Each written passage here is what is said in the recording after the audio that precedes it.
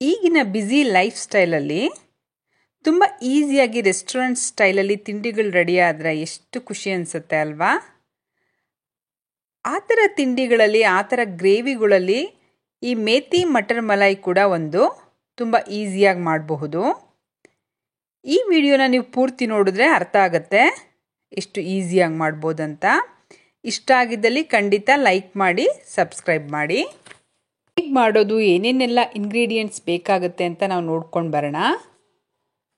ನೋಡಿ, ಇಲ್ಲಿ ನಾವು ಮೆಂತ್ಯ ಸೊಪ್ಪು ಮತ್ತು ಬಟಾಣಿ ಮತ್ತು ಅಮೂಲ್ದು ಫ್ರೆಶ್ ಕ್ರೀಮ್ನ ಉಪಯೋಗಿಸ್ಕೊಂಡು ಈ ಗ್ರೇವಿನ ರೆಡಿ ಮಾಡ್ತಾ ಇದ್ದೀವಿ. ಇದು ಪೂರಿಗೆ, ಚಪಾತಿಗೆ ಮತ್ತು ಅಕ್ಕಿ ರೊಟ್ಟಿಗೆ ಕೂಡ ತುಂಬ ಚೆನ್ನಾಗಿ ಹೊಂದ್ಕೊಳ್ಳುತ್ತೆ. ನೋಡಿ, ಇಲ್ಲಿ ನಾನು ಕ್ರೀಮ್ ತೊಗೊಂಡಿದ್ದೀನಿ, ಅಮೂಲ್ ಕ್ರೀಮ್ ಉಪಯೋಗಿಸ್ತಾ ಇದ್ದೀನಿ. ಮತ್ತು 1 ಟೇಬಲ್ ಸ್ಪೂನಷ್ಟು ಸಾಂಬಾರ್ ಪೌಡರ್ ತೊಗೊಂಡಿದ್ದೀನಿ. ಮತ್ತು 1 ಟೇಬಲ್ ಸ್ಪೂನ್ ಉಪ್ಪು ತೊಗೊಂಡಿದ್ದೀನಿ. 1 ಟೀ ಸ್ಪೂನಷ್ಟು ಧನಿಯಾ ಪೌಡರ್ ತೊಗೊಂಡಿದ್ದೀನಿ. 1 ಟೀ ಸ್ಪೂನ್ ಜೀರಿಗೆ ತೊಗೊಂಡಿದ್ದೀನಿ. ಅರ್ಧ ಟೀ ಸ್ಪೂನ್ ಗರಂ ಮಸಾಲ ತೊಗೊಂಡಿದ್ದೀನಿ. ಮತ್ತು 1/4 ಟೀ ಸ್ಪೂನ್ ಅರಿಶಿನ, 3 ಲವಂಗ ತೊಗೊಂಡಿದ್ದೀನಿ. ಮತ್ತು ಇಲ್ಲಿ 1 ಟೇಬಲ್ ಸ್ಪೂನಷ್ಟು ಶುಂಠಿ ಮತ್ತು ಬೆಳ್ಳುಳ್ಳಿಯ ಪೇಸ್ಟ್ ತೊಗೊಂಡಿದ್ದೀನಿ. 4 ಹಸಿರು ಮೆಣಸಿನ್ಕಾಯಿ ತೊಗೊಂಡಿದ್ದೀನಿ. 4 ಟೊಮೆಟೊ ತೊಗೊಂಡಿದ್ದೀನಿ, ಅದನ್ನು ಕೂಡ ಸಣ್ಣ ಕಟ್ ಮಾಡಿ ಇಟ್ಕೊಂಡಿದ್ದೀನಿ. 2 ಆನಿಯನ್ ತೊಗೊಂಡಿದ್ದೀನಿ, ಈರುಳ್ಳಿ, ಅದನ್ನು ಕಟ್ ಮಾಡಿ ಇಟ್ಕೊಂಡಿದ್ದೀನಿ. 1 ಬಟ್ಲಷ್ಟು, ದೊಡ್ಡ ಬಟ್ಲಲ್ಲಿ 1 ಬಟ್ಲಷ್ಟು ಬಟಾಣಿ ತೊಗೊಂಡಿದ್ದೀನಿ. ಇದು ಹಸಿ ಬಟಾಣಿ. ಹಸಿ ಬಟಾಣಿ ಉಪಯೋಗಿಸೋದ್ರಿಂದ ಒಳ್ಳೆ ರುಚಿ ಬರುತ್ತೆ ಇದು. ಇಲ್ಲಿ ಫ್ರೆಶ್ ಮೆಂತ್ಯ ಸೊಪ್ಪು ತೊಗೊಂಡಿದ್ದೀನಿ. ಇದು ಒಂದು ದೊಡ್ಡ ಕಟ್ಟಲ್ಲಿ 1 ಕಟ್ಟಿದೆ ಇದು. ನೆಕ್ಸ್ಟ್ ಇಲ್ಲಿ 4 ಗೋಡಂಬಿನ ನೆನೆಸಿಟ್ಕೊಂಡಿದ್ದೀನಿ. ಮತ್ತು 3 ಟೇಬಲ್ ಸ್ಪೂನಷ್ಟು ತೆಂಗಿನ ತುರಿ ತೊಗೊಂಡಿದ್ದೀನಿ. ಇಲ್ಲಿ ಕ್ರೀಮ್ ಕೂಡ ಉಪಯೋಗಿಸ್ತಾ ಇರೋದ್ರಿಂದ ಗೋಡಂಬಿ ಕಡಿಮೆ ಕ್ವಾಂಟಿಟಿನಲ್ಲಿ ಇರಬೇಕು, ತುಂಬ ಜಾಸ್ತಿ ಹಾಕಬಾರ್ದು. ನೆಕ್ಸ್ಟ್ ಇಲ್ಲಿ ಪ್ಯಾನ್ಗೆ ನಾನು ಆಯಿಲ್ ಹಾಕ್ಕೊಂಡಿದ್ದೀನಿ. 1 ಟೇಬಲ್ ಸ್ಪೂನಷ್ಟು ಆಯಿಲ್ ಹಾಕ್ಕೊಂಡು 1 ಟೀ ಸ್ಪೂನಷ್ಟು ಜೀರಿಗೆ ಹಾಕ್ತಾ ಇದ್ದೀನಿ. ಮತ್ತು ಲವಂಗ ಏನು ಇಟ್ಕೊಂಡಿದ್ವಲ್ಲ ಅದನ್ನು ಕೂಡ ಹಾಕ್ಕೊಳ್ಳೋಣ. ಒಳ್ಳೆ ಫ್ಲೇವರ್ ಕೊಡುತ್ತೆ ಇದು ಲವಂಗ ಹಾಕೋದ್ರಿಂದ.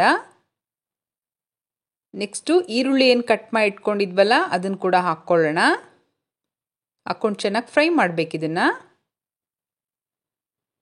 ನಾವಿಲ್ಲಿ ಮೆಂತ್ಯ ಸೊಪ್ಪು ಬೆನಿಫಿಟ್ ನೋಡೋದಾದರೆ ಇದು ಹೈ ಇನ್ ಫೈಬರ್ ಆಗಿರೋದ್ರಿಂದ ಡೈಜೆಷನ್ಗಂತೂ ತುಂಬ ಒಳ್ಳೆಯದಿದು.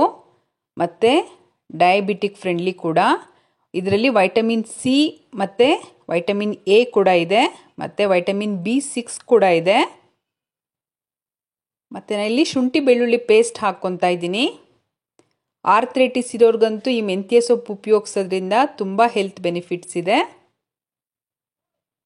ನೆಕ್ಸ್ಟ್ ಇವಾಗ ಟೊಮೆಟೊ ಏನು ಕಟ್ ಮಾಡಿ ಇಟ್ಕೊಂಡಿದ್ವಲ್ಲ ಅದನ್ನು ಕೂಡ ಹಾಕ್ಕೊಳ್ಳೋಣ. ನಾನಿಲ್ಲಿ 4 ಟೊಮೆಟೊ ಉಪಯೋಗಿಸಿದ್ದೀನಿ, ಮೀಡಿಯಮ್ ಸೈಜ್ದು. ಮತ್ತು ಹಸಿರು ಮೆಣಸಿನ್ಕಾಯಿನ ಇಟ್ಕೊಂಡಿದ್ವಲ್ಲ ಅದನ್ನು ಕೂಡ ಹಾಕ್ಕೊಳ್ಳೋಣ. ಇಲ್ಲಿ ನಾವು ಎರಡನ್ನೂ ಉಪಯೋಗಿಸ್ತಾ ಇದ್ದೀವಿ. ಹಸಿರು ಮೆಣಸಿನ್ಕಾಯಿ ಕೂಡ ಹಾಕಿದ್ದೀನಿ, ಖಾರದ ಪೌಡರ್ ಕೂಡ ಉಪಯೋಗಿಸ್ತಾ ಇದ್ದೀನಿ, ಸಾಂಬಾರದ ಪೌಡರು.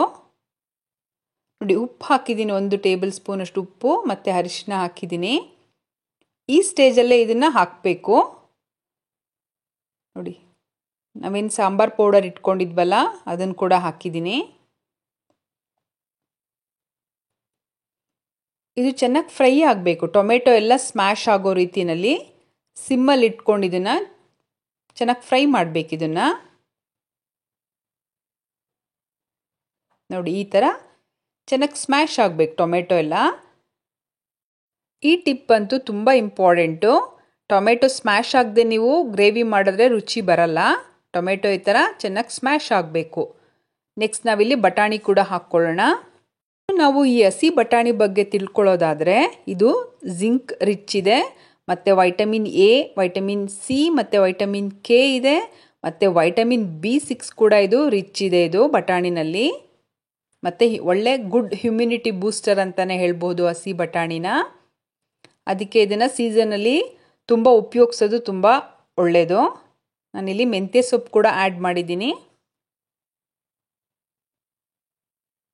ಚೆನ್ನಾಗಿ ಫ್ರೈ ಮಾಡಬೇಕು. ಬಟಾಣಿ ಮೆಂತ್ಯ ಸೊಪ್ಪೆಲ್ಲ ಕುಕ್ ಆಗಬೇಕು. ಇದು ಬೇಗ ಕುಕ್ ಆಗುತ್ತೆ, ತುಂಬ ಕ್ವಿಕ್ಕಾಗಿ ಆಗೋಗುತ್ತೆ ಇದು.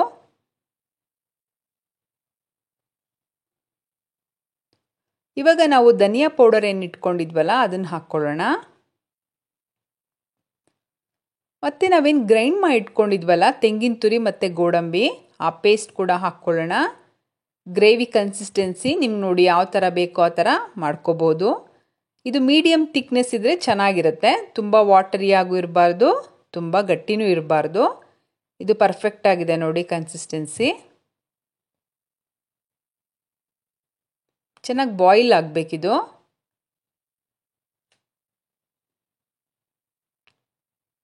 ಇವಾಗ ಗರಂ ಮಸಾಲ ಏನು ಇಟ್ಕೊಂಡಿದ್ವಲ್ಲ ಅದನ್ನು ಕೂಡ ಹಾಕ್ಕೊಳ್ಳೋಣ.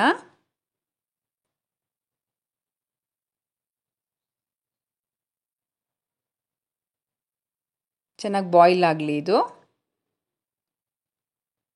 ನೆಕ್ಸ್ಟ್ ಇವಾಗ ನಾವು ಕ್ರೀಮ್ ಏನು ಇಟ್ಕೊಂಡಿದ್ವಲ್ಲ ಕ್ರೀಮ್ನ ಕೂಡ ಹಾಕಿ ಇಲ್ಲಿ ಬಾಯ್ಲ್ ಮಾಡಬೇಕು. ಯಾಕಂದರೆ ಬರೀ ಮೇಲೆ ಕ್ರೀಮ್ ಹಾಕಿದ್ರೆ ಆ ರುಚಿ ಬರೋದಿಲ್ಲ. ಈ ಗ್ರೇವಿಗೆ ಜೊತೆನಲ್ಲೇ ಹಾಕ್ಬಿಟ್ಟು ಸ್ವಲ್ಪ ಬಾಯ್ಲ್ ಆಗಬೇಕು ಆ ಕ್ರೀಮು. ಆವಾಗ ಆ ಮೆಂತ್ಯ ಸೊಪ್ಪು ಕಹಿನೆಸ್ ಇರುತ್ತಲ್ಲ ಅದು ಕಡಿಮೆ ಆಗುತ್ತೆ ಅದು. ನೋಡಿ ಇಲ್ಲಿ ನಾನು ಸುಮಾರು 1 ಟೇಬಲ್ ಸ್ಪೂನಷ್ಟು ಕ್ರೀಮ್ನ ಉಪಯೋಗಿಸಿದ್ದೀನಿ. ಈ ಗ್ರೇವಿ ಜೊತೆಗೆ ಇದು ಕ್ರೀಮು ಬಾಯ್ಲ್ ಆಗಬೇಕು. ಅವಾಗೆ ನಿಮ್ಗೆ ಆ ಕ್ರೀಮಿಶ್ ಟೆಕ್ಸ್ಚರ್ ಬರೋದು, ಆ ರುಚಿ ಬರೋದು. ಯಾವ ರೆಸ್ಟೋರೆಂಟಲ್ಲಿ ಕೂಡ ಈ ಥರ ಸಿಗೋದಿಲ್ಲ, ಅಷ್ಟು ರುಚಿಯಾಗಿರುತ್ತೆ ಇದು ಗ್ರೇವಿ. ಒಂದ್ಸರಿ ಮಾಡಿ ನೋಡಿದ್ರೆ ನೀವು ಮತ್ತೆ ಮತ್ತೆ ಮಾಡ್ತೀರಾ, ಅಷ್ಟು ರುಚಿಯಾಗಿರುತ್ತೆ. ನೋಡಿ ಎಷ್ಟು ಚೆನ್ನಾಗಾಯಿತು. ಇದಕ್ಕೆ ನಾವೀಗ ಮನೆಯಲ್ಲೇ ಮಾಡಿರುವಂತಹ ಕಸೂರಿ ಮೇಥಿ ಹಾಕ್ತಾ ಇದ್ದೀನಿ. ನೋಡಿ ಬಿಸಿ ಬಿಸಿಯಾದ ಮೇಥಿ ಮಟರ್ ಮಲಾಯಿ ರೆಡಿ ಆಯಿತು. ಈ ರೆಸಿಪಿ ನಿಮ್ಗೇನಾದರೂ ಇಷ್ಟ ಆಗಿದ್ದಲ್ಲಿ ನನ್ನ ಚೇತನಾಸ್ ವರ್ಲ್ಡ್ ಚಾನಲ್ನ ಪ್ಲೀಸ್ ಲೈಕ್ ಮಾಡಿ, ಶೇರ್ ಮಾಡಿ ಆ್ಯಂಡ್ ಸಬ್ಸ್ಕ್ರೈಬ್ ಮಾಡಿ. Thank you.